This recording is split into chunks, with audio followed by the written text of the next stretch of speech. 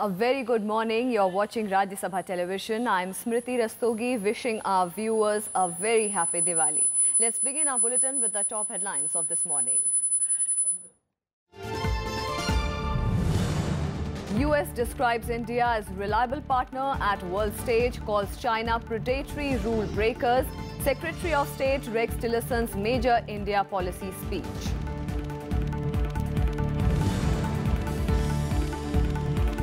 French Parliament adopts new anti-terrorism bill to replace soon-to-expire state of emergency. Authorities get powers to search homes, restrict movements and close places of worship.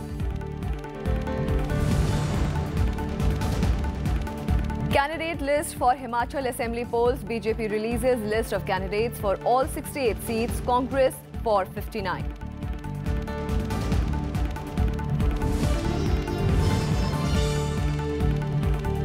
India to face Malaysia at the ongoing Asia Cup hockey tournament in Dhaka. Winner of the tournament to qualify for the 2018 World Cup.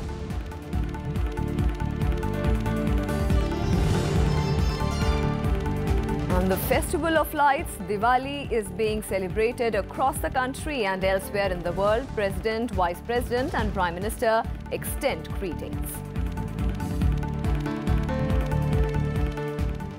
The US has described India as a reliable partner at the world stage while terming China as predatory rule breaker. The statements were made by the US Secretary of State Rex Tillerson in a major India policy speech, the first by the Trump administration.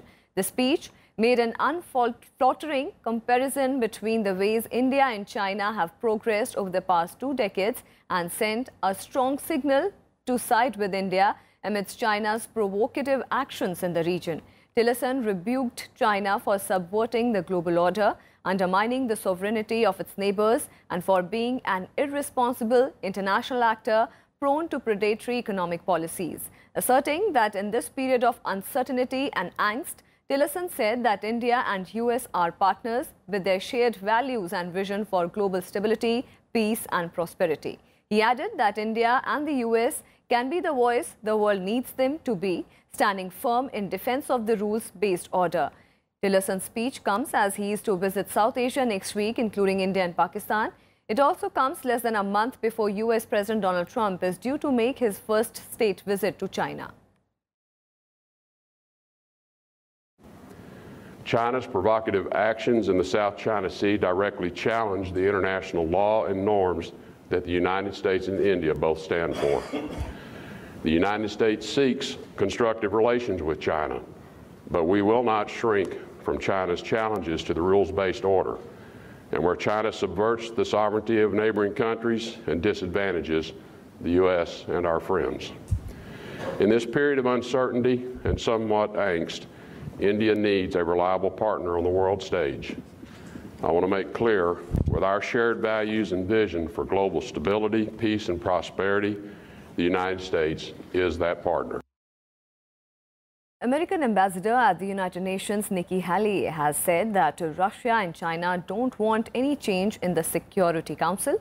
She said while US is fully behind India on this issue, none of the Security Council members want any dilution of their powers and privileges. Nikki Haley said India should increase its effort to garner support of member nations on this issue. Addressing an event organized by the US-India Friendship Council in Washington, D.C., American Ambassador Nikki Haley said while the US was on board for a permanent Security Council seat for India, China and Russia are not inclined for any change. She said that if India wants to lead the process of Security Council forward, it shouldn't touch the issue of veto. Haley said, and I quote, "This reform of the UN Security Council is much more about the veto. The permanent 5 members of the Security Council have the ability to veto. Russia, China, UK, US and France, and none of them want to give that up. So the key to getting India on the Security Council would have to be not to touch the veto," unquote. This was the first time that any permanent member of the Security Council was raising doubts over another member's intentions. But the fact remains that at the last India-Russia summit in Goa, Russia clearly supported India's bid for a permanent membership at the UN Security Council. Even China hasn't opposed India's candidature openly. For India, G4 members, Germany, Brazil and Japan have always said they want equal status, rights and privileges as old permanent members. Akhilesh Suman's report for Rajya Sabha TV. And the French Parliament on Wednesday adopted a tough new anti-terrorism bill replacing the soon-to-expire 2-year state of emergency. The new bill that was passed by the Senate on Wednesday gives authorities vastly expanded powers to search homes, restrict movement and close places of worship. The lower house, National Assembly, overwhelmingly approved the bill last week. The bill makes permanent some of the exceptional measures contained in the state of emergency imposed after the November 2015 Paris attacks. The emergency laws expire on November 1st after being extended 6 times. The bill was approved despite campaigners warning of a threat to civil liberties. However, President Emmanuel Macron said that bill would allow the authorities to combat terrorism without abandoning our values and principles.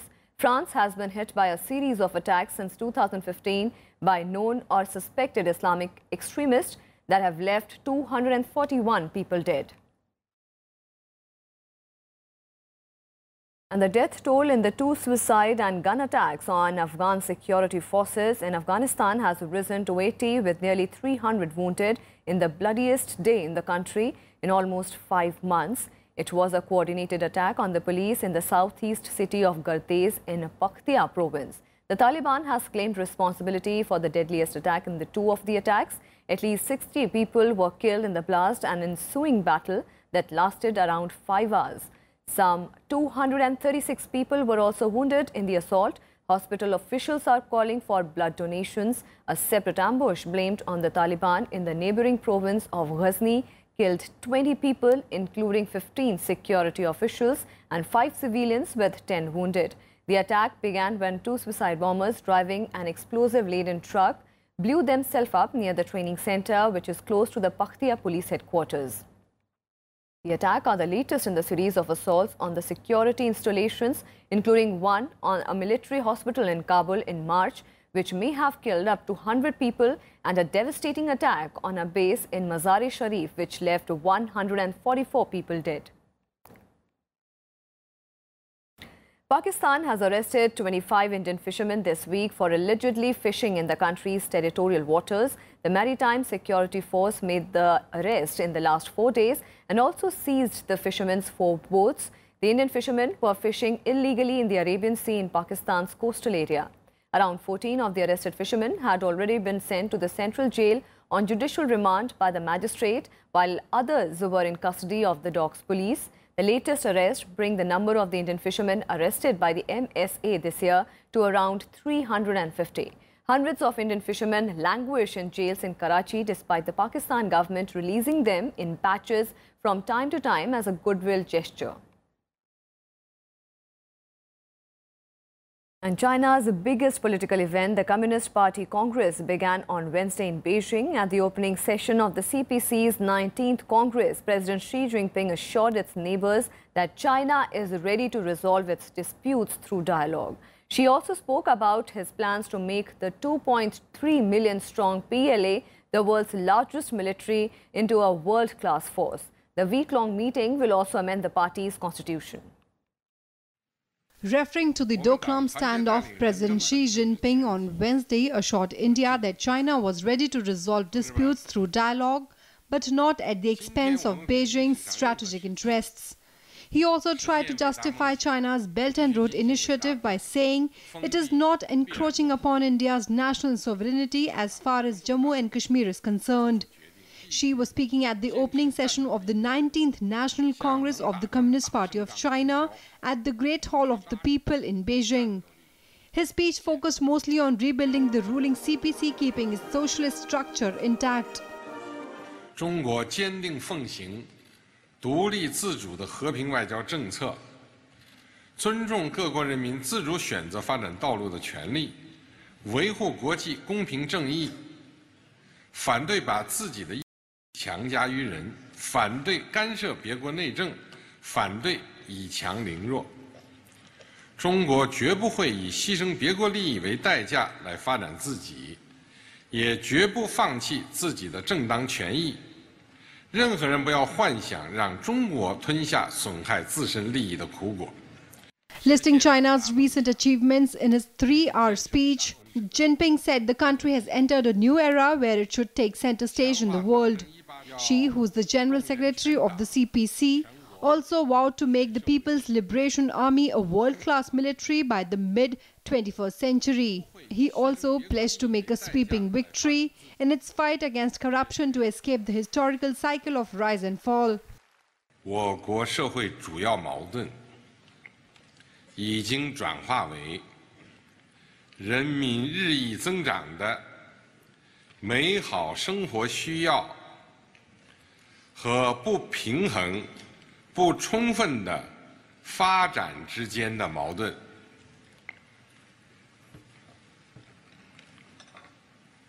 我国稳定解决了10几亿人的温饱问题，总体上实现小康。不久将全面建成小康社会。 The Congress, which takes place once every 5 years, will end next Tuesday. The closed-door summit determines who rules China and the country's direction for the next term. President Xi, who became China's leader in 2012, is widely expected to remain as the chief of the ruling party. The party is also expected to unveil new members of the country's top decision-making body, the Politburo Standing Committee. Nearly 3,000 delegates are attending the event, which is taking place under tight security. With inputs from Akhilesh Suman, Bureau Report, Rajya Sabha TV. And now the news from Jammu and Kashmir, where 2 fresh instances of ceasefire violations were reported. Pakistani troops resorted to unprovoked heavy firing in Poonch and Rajouri districts, injuring at least 7 civilians. The Indian Army retaliated strongly to the cross-border firing that comes barely a week after Pakistan's army chief said that his country desires peaceful relations with India. Over half a dozen people were injured in unprovoked heavy firing by Pakistani troops in Kashmir on Wednesday. The Pakistani Rangers fired heavy mortar shells at various places along the line of control in Rajouri and Poonch districts. Indian forward posts and civilian hamlets in Balakot, Basuni, Sandot and Manjakot areas were targeted. सुबह 7 बजे से shelling हो रही है। बहुत ज़्यादा लोगों को नुकसान हुआ है लोगों का, और 5-6 आदमी इंजर्ड हुए हैं, और एक सीरियस था जिसको डॉक्टर साहब ने रेफ़र कर दिया राजौरी में। और बाकी जो हालात इस वक्त भी जो है, ये देखो सामने अभी गोले पड़ रहे हैं, तो लोग बहुत परेशान हैं। इनको बंद कर दिए जाएं कहीं, और एम्बुलेंसें इधर और दी जाएं, क्योंकि जब 5-6 पे आ जाते हैं इंजर्ड तो उनको भेजना बड़ा मुश्किल हो जाता है इनके लिए। लगातार शेलिंग इस वक्त भी चल रही है, जिसमें बालाकोट, दराटी, बसूनी, सासुता, सोहाला, पंजनी और इस तिरकुंडी गली तक लगातार इस वक्त तक फायरिंग बदस्तूर जारी है। हमारे ज़िले के मंजाकोट सेक्टर में और पुंछ ज़िले के बालाकोट सेक्टर में फायरिंग की जो वारदात हुई है। रेस्क्यू टीम्स या फर्स्ट एड की जो टीम्स हैं वो इलाके में मौजूद हैं, और जो ही कोई ऐसी ज़रूरत पड़ती है तो वो एकदम से रिस्पांस या रिएक्ट करते हैं। In a separate incident in Pahalgam area, 4 people were injured when security forces fired on a following an alleged braid chopping incident. Amid the spurt in violent incidents, Chief Minister Mehbooba Mufti met Home Minister Rajnath Singh in New Delhi. At the 30-minute meeting, Mufti briefed the Home Minister about the prevailing situation and the steps taken to maintain peace in the state. Rajnath Singh assured the Chief Minister of all central assistance to her government in maintaining peace in Jammu and Kashmir. Bureau Report, Rajya Sabha TV. And the Standing Committee of Parliament on External Affairs on Wednesday prominently discussed the Doklam issue. A committee headed by Congress MP Shashi Tharoor had asked the Foreign Secretary S. Jaishankar to give an explanation about the recent standoff with China on the Doklam issue. During the meeting, which went on for almost 1.5 hours, the Foreign Secretary answered the questions of all the members of the committee. Considering the sensitivity related to the redeployment of troops by the Chinese side and the road construction in Doklam, Tharoor said that the committee decided to take up this matter. During the meeting, Congress Vice President and committee member Rahul Gandhi questioned Foreign Secretary many times. Apart from China, the role of Bhutan was also discussed in the meeting, including the chairman. There were 6 MPs present in the committee meeting. And Vice President M. Venkaiah Naidu has greeted the jawans of Indo-Tibetan Border Police Force in his residence in New Delhi on the occasion of Deepavali. The Vice President and his wife Usha Naidu also distributed sweets among the jawans. Prime Minister Narendra Modi has asked officers to adopt innovative ways to break silos for speeding up various processes of governance. Interacting with directors and deputy secretaries working in various departments and ministries, the Prime Minister said silos are a big bottleneck in the functioning of the central government. He also asked them to create teams to achieve better results. The Prime Minister exhorted them to work with full dedication towards creation of New India by 2022. The Prime Minister interacted with these officials in 4 separate groups on various days this month and discussed several issues including governance, corruption, health education, Swachh Bharat, culture, communication and tourism. The last of these interactions was held yesterday. And with that, time for a very short break. More news and updates on the other side. Stay with us.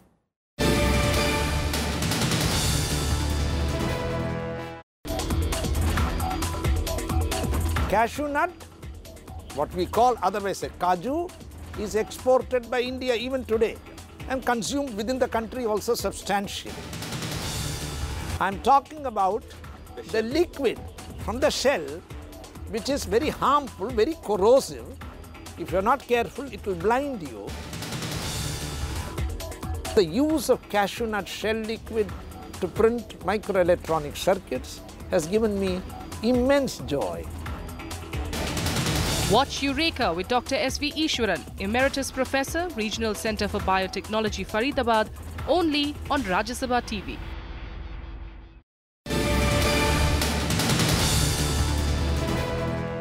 Welcome back. The BJP and Congress have announced their first list of candidates for the upcoming assembly elections in Himachal Pradesh on November 9th. Former Chief Minister Prem Kumar Dhumal and Himachal Pradesh BJP Chief Satpal Singh Sati are among the party candidates announced by the party. The list of candidates for all the 68 seats were announced. Dhumal, a 2-time Chief Minister, will contest from Sujanpur instead of Hamirpur, which he represents in the outgoing assembly. The BJP has not named its chief ministerial candidate. The party has dropped from its list 4 sitting MLAs.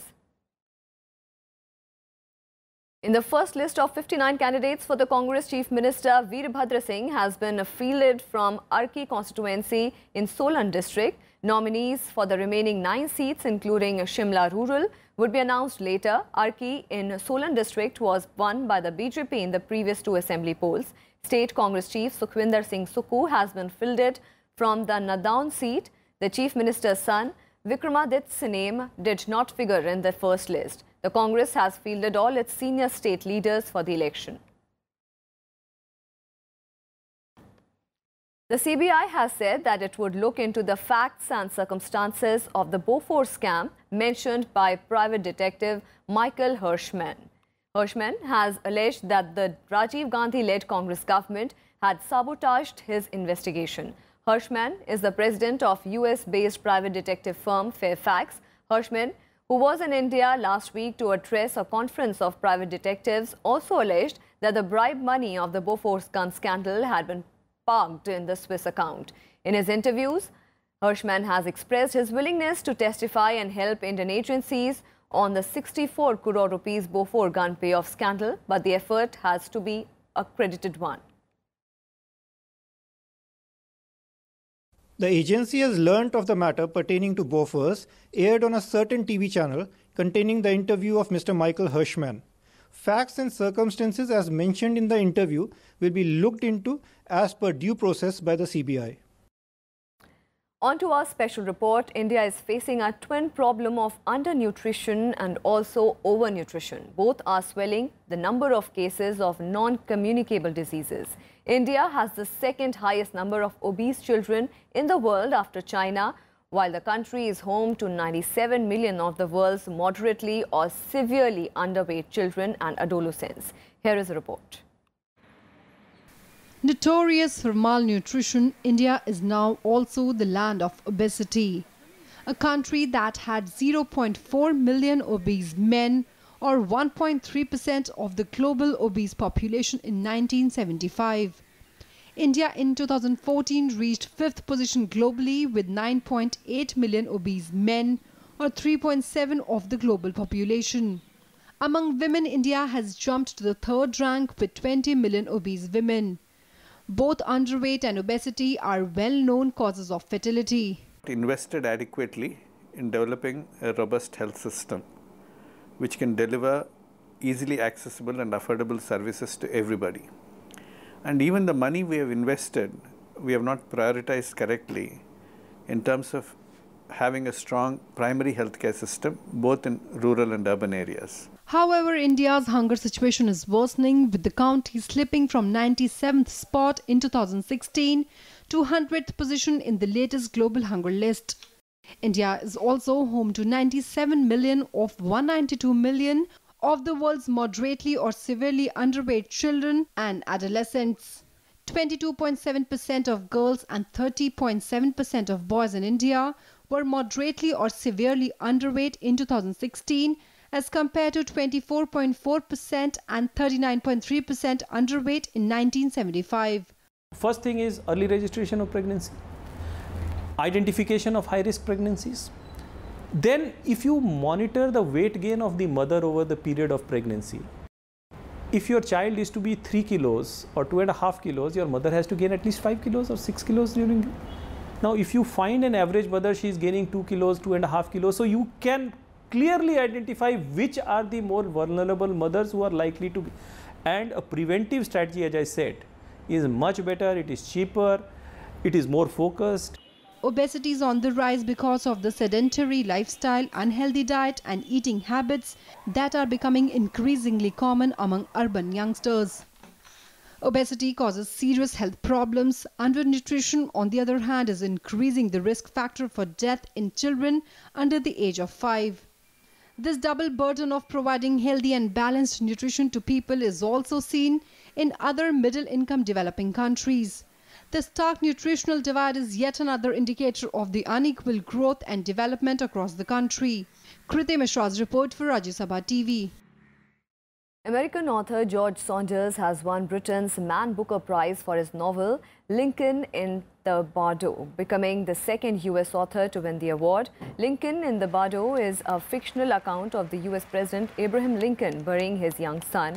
It was the first full-length work by Saunders, who was previously best known for his short stories. Saunders was the second American writer in 2 years to win the prize after the rules were changed in 2014 to allow authors of any book written in English and published in the UK to compete. His novel is based around 1862, a year into the American Civil War, and is a blend of historical accounts and fiction. The novel has won £50,000 prize. Camilla, Duchess of Cornwall, presented him the award. On to sports news now. Ace Indian badminton player Saina Nehwal has advanced to the next round in the ongoing Denmark Open at Odense. Saina defeated Olympic champion Carolina Marin of Spain 22-20, 21-18. Saina will now have to face Thailand's Nitachon Jandapol or Russia's Kosetskia in the next round.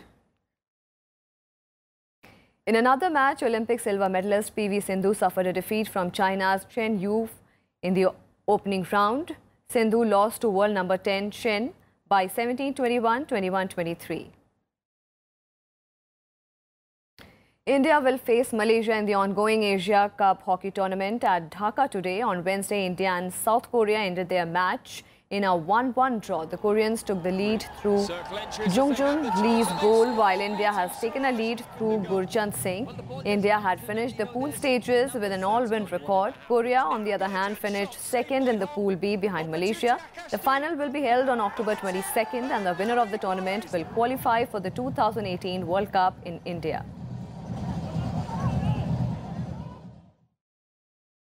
Ghana has advanced to the quarterfinals of the ongoing FIFA Under-17 World Cup at DT Patil Stadium in Navi Mumbai on Wednesday.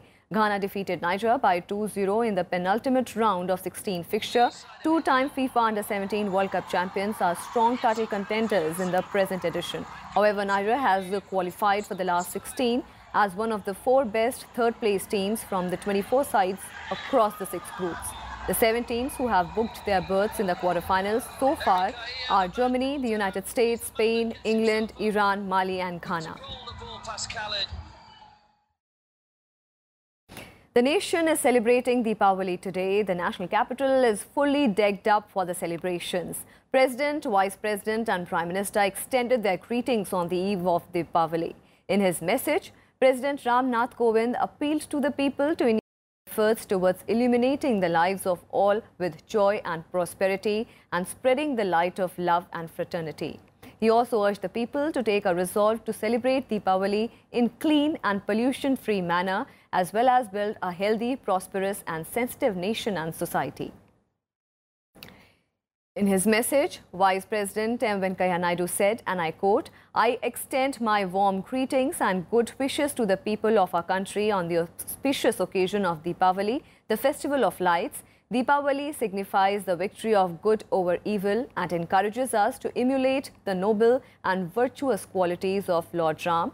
Also associated with Goddess Lakshmi, the harbinger of wealth, grace and prosperity, Deepavali is celebrated on a grand scale not only in India but all over the world by the people of Indian origin. Deepavali celebrations play an important role in prompting amity and harmony amongst the people. May this festival of lights up the lives and usher in peace, prosperity and happiness in our lives." Unquote. In his message, Prime Minister Narendra Modi greeted the people and said that he will celebrate Diwali with security forces at the Indo-China border. And as the nation is celebrating Deepavali, the festival of lights, people in large numbers are thronging the shops to buy candles, lamps and gifts. A team of volunteers lit 1,87,213 earthen lamps in Ayodhya city on Wednesday. And Jawans of the Indian Army lit up borders in Poonch sector of Jammu and Kashmir. Diwali, which is celebrated with great fervour and gaiety across India, marks the return of Lord Ram, the king of Ayodhya, after his victory over the demon king Ravan in Lanka, as well as the culmination of his 14-year-long exile. You picture this as we take your leave. Thank you for watching.